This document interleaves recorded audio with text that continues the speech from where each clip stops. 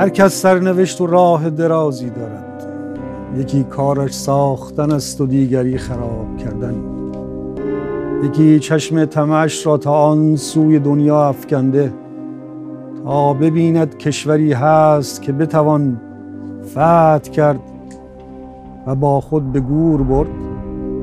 یکی به خویشانش که مهمان خانه اش هستند کلک میزند، دیگری گوشه‌ای نشسته و در نهان چاقویش را تیز می کند تا برادرش را بکشد.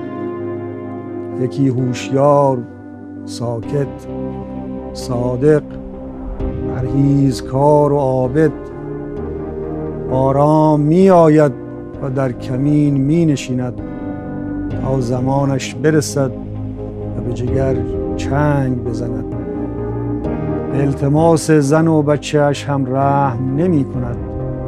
بس است، به خود بیایید، همه ما در این دنیا شاهزاده و گدا فرزند آدمیم، چرا غرق در سم هستیم؟